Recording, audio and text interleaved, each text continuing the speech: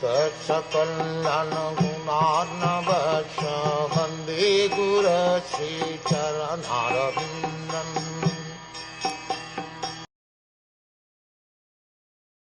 O learned Brahman, the transcendental activities of the Lord are all wonderful, and they appear inconceivable because even great endeavors by many learned scholars have still proved insufficient for understanding them.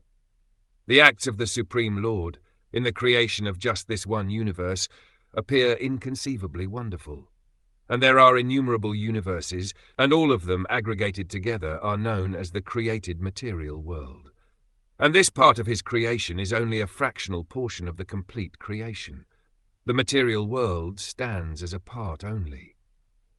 Supposing that the material world is a display of one part of his energy, the remaining three parts consist of the Vaikuntha Jagat or spiritual world described in the Bhagavad Gita as Madhyama or Sanatan Dhamma or the eternal world. We have marked in the previous verse that he creates and again winds up the creation.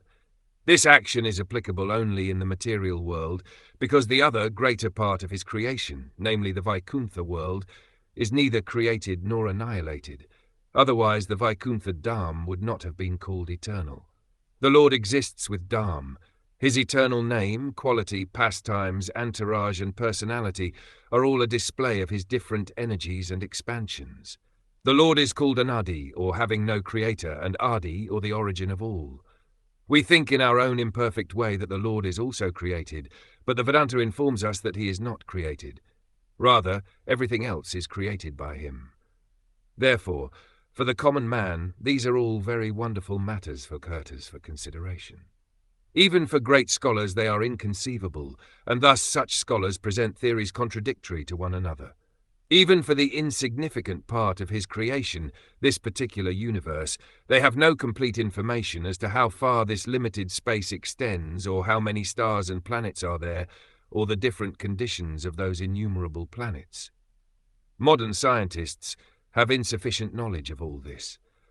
Some of them assert that there are 100 million planets scattered all over space. In a news release from Moscow, dated 2/21/60, the following piece of knowledge was relayed. Russia's well-known professor of astronomy, Boris Vorontsov-Veliaminov, said that there must be an infinite number of planets in the universe inhabited by beings endowed with reason. It could be that life similar to that on Earth flourishes on such planets. Doctor of Chemistry Nikolai Zhirov, covering the problem of atmosphere on other planets, pointed out that the organism of a Martian, for instance, could very well adapt itself to normal existence with a low body temperature. He said that he felt that the gaseous composition of Martian atmosphere was quite suitable to sustain life of beings which have become adapted to it. This adaptability of an organism to different varieties of planets is described in the Brahm Samhita as Vibhuti Bhinnam. Each and every one of the innumerable planets within the universe is endowed with a particular type of atmosphere, and the living beings there are more perfectly advanced in science and psychology because of a better atmosphere.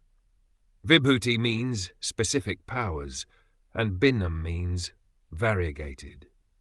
Scientists who are attempting to explore outer space and are trying to reach other planets by mechanical arrangements must know for certain that organisms adapted to the atmosphere of Earth cannot exist in the atmospheres of other planets. Easy journey to other planets.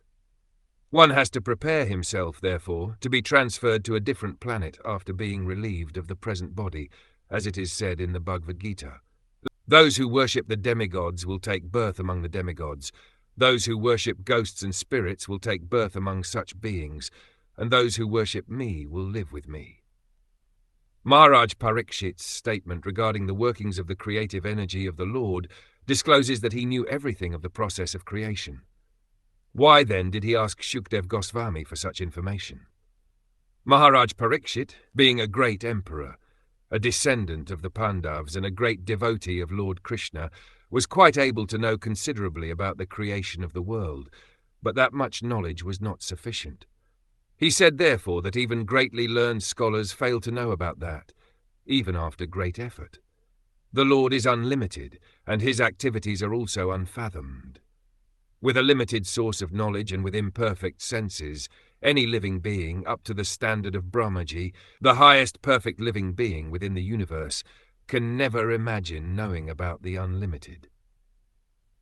We can know something of the unlimited when it is explained by the unlimited, as has been done by the Lord himself in the unique statements of the Bhagavad Gita.